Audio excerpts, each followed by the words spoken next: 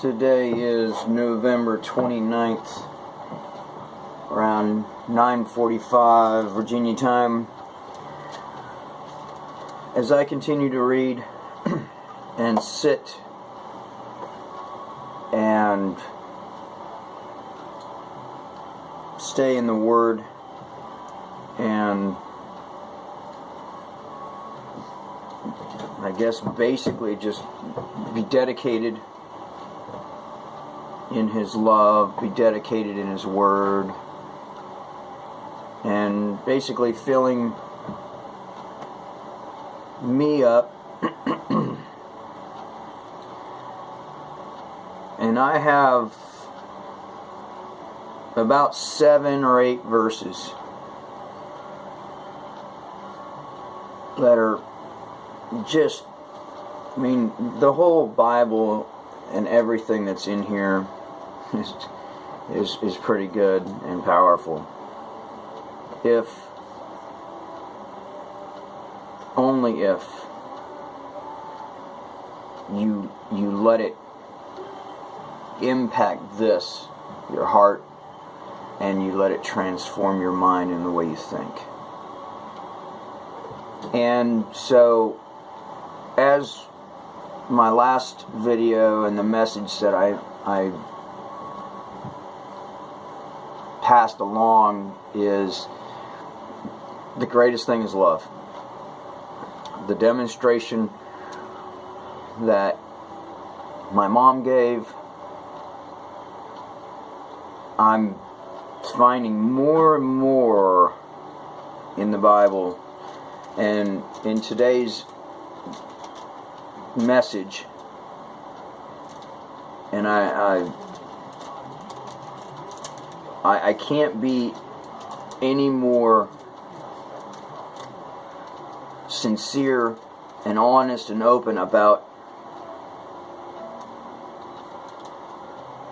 letting this book, this Bible, and the words that are in it transform your old self nature and your old selfish nature. And once you get this imprinted on your heart and your life, which is your soul, which is mind, will, emotions, and you change your way of thinking. Let me read these verses, because I want to do what I can to be obedient and staying in check with my time, so that I'm not boring anybody. But I'm not pretty sure. I'm absolutely sure that the more that we take the time to absorb what God has to give us, as we stay dedicated and remaining in His Word, remaining in prayer and steadfast by reading and listening. So I'm going to leave you with this here today, and be a messenger today. Stand firm and bold in the gospel and in God's Word and Jesus' Word. So I'm going to leave you these verses, and then let you pick your own brain and your own thoughts. So I'm going to start today with the scriptures from John 10:37 and 38. And these things might just blow your mind. Let me just tell you. John 37 says, "Do not believe me unless I do what my Father does. But if I do it, even though you do not believe me, believe the miracles, that you may know and understand that the Father in me and I in the Father." John 14:10 through 12. Don't you believe that I am in the Father and the Father is in me? The words I say to you are not just my own. Rather, it's the Father living in me who is doing His work. Believe me when I say that I am in the Father and the Father is in me. Or at least believe on the evidence of the miracles themselves. I tell you the truth. Anyone who has faith in me will do what I have been doing.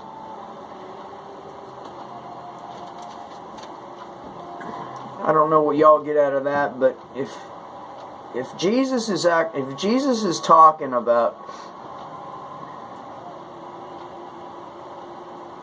the Father is in Him and He is in the Father, and He's telling us in verse 12 that anyone who has such a small faith, which is our mind and our will and emotions, which is our freedom to choose, we can't see air, but we know. We don't have to know by faith. We don't have to see it because we obviously believe it because we're breathing it.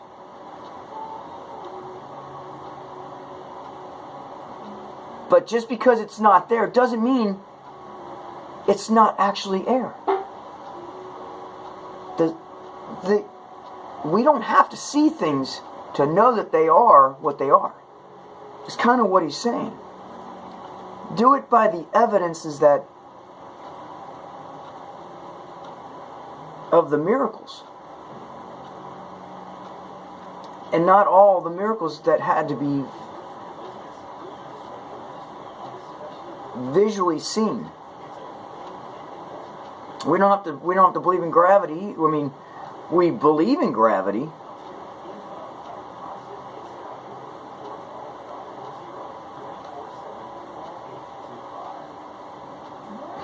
How can I say that? I don't think we have to have the faith to know or believe in gravity, because it just is. But we kind of have to put our faith in getting on an airplane and hoping and praying that the wings don't break and that it just doesn't come flying and falling out of the sky. We're putting our faith in man who made something.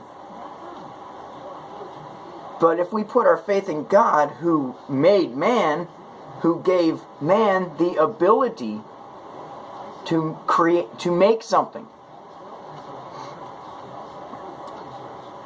So, having the faith by witnessing the miracles in verse 20, it says, on that day, if you have faith, according to John 12, but I tell you the truth, anyone who has faith in me will do what I have been doing.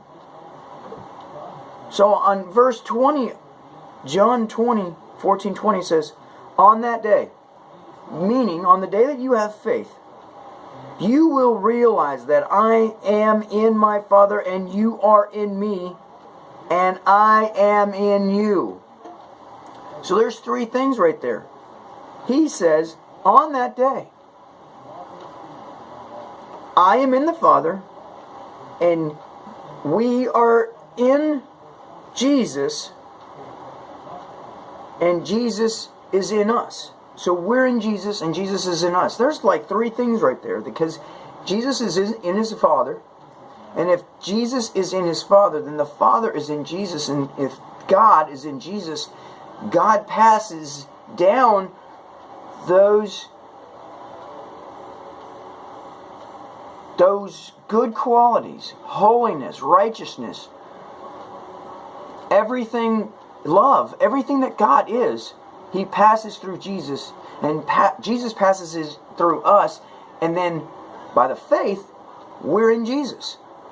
So it kind of goes hand in hand. It's kind of like with my last video with, the love that my mom had for the way that my mom had love, and then she distributed it to all of us kids to be able to distribute it to people out there to show other people what that love looks like. And I'm going to come over here and I'm going to close with this. And this will kind of add to where we should be. It says in John 15:9, as the Father has loved me, so I have loved you. Now remain in my love. If, there's a condition, if, it's not a hard one, but if you obey my commands, you will remain in my love. Just as I have obeyed my Father's commands, he had to obey. It wasn't easy.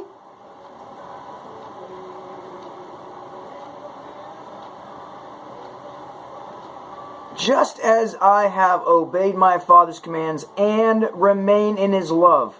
I have told you this so that my job may be in you and that your joy may be complete. My command is this: love each other as I have loved you. Greater love has no one than this, that he laid his life down for his friends.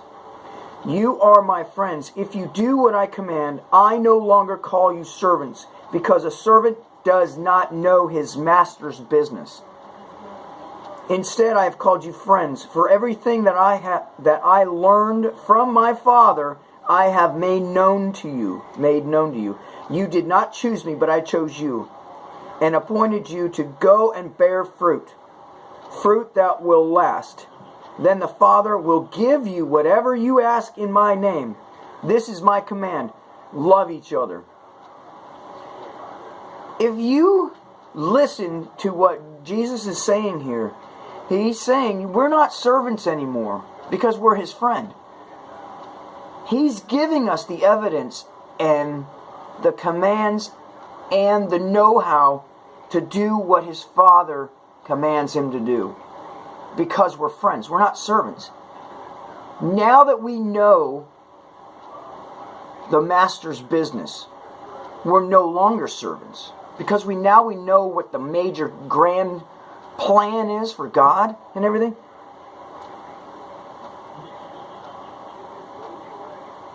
We are blessed to be able to do that.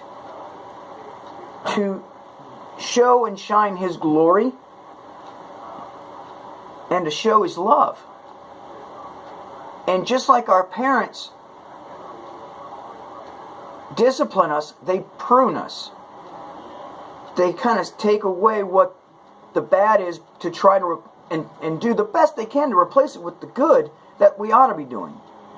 And that's what the Father does, is he pruned Jesus, and Jesus wanted to prune us to show us what that looked like.